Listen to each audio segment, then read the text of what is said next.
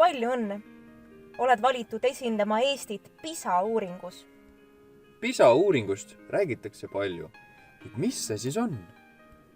PISA on suurim rahvusvaheline haridusuuring, mis toimub iga 3 aasta tagant. Selle järgi saadakse teada, millised oskused ja teadmised on noortel üle maailma. Millistes riikides on parimad haridussüsteemid? Kus on kõigil lastel võimalik saada hea haridus?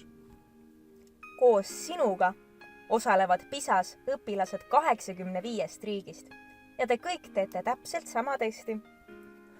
Maailma parimad hariduseksperdid on koostanud testi, mis koosneb matemaatika, loodus ja lugemisülesannetest. Testi lahendatakse arvutis. Testis ei küsita faktiteadmisi.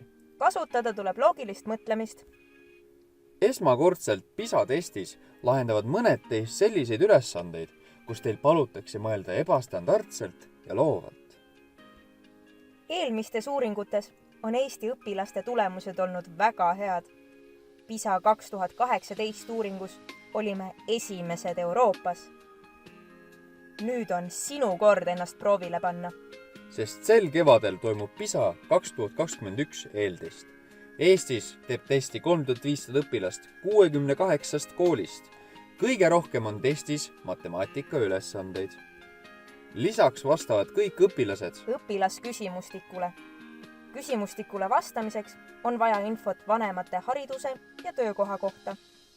Palun küsi oma vanemate käest, mida nad oma töökohas teevad ja milline on nende haridus. Kuid ära muretse, sinu vastused jäävad konfidentsiaalseks. Aga miks just sina? Sest et 15-aastased noored on varsti lõpetamas oma kohustuslikku haridusteed. Uurime seda, kui valmis sa oled päriseluks. Sina teed testi, samas esindad mitte ainult iseennast, vaid veel mitut teist õpilast, kes ei sattunud valimisse.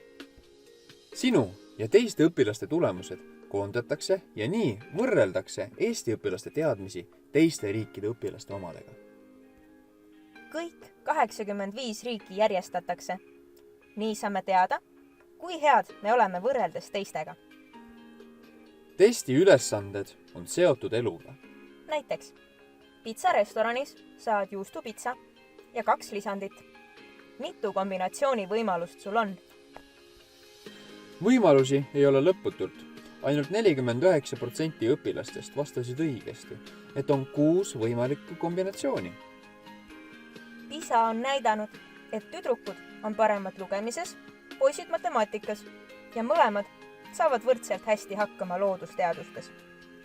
Üks PISA järeldus on see, et kõik õpilased on võimelised saavutama häid tulemusi. Julgustuseks. Vaata edasi, mida Eesti õpilased on öelnud PISA testi kohta. Need õpilased tegid testi eelmisel korral ja lahendasid osaliselt samu ülesandeid, mida hakkad nüüd sina lahendama. Test meeldis. Oli palju graafilisi ülesandeid ja pidi ka hoolega mõtlema mõne harjutuse ajal. Päris hea test.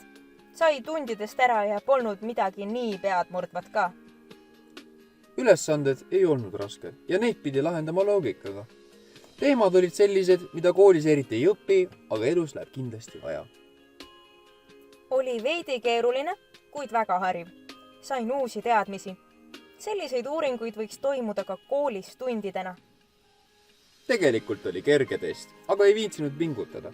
Testi koostajad on olnud tublid. Test oli normaalne. See oli piisavalt raske ning pani mõtlema. Soovime edu testi sooritamisel.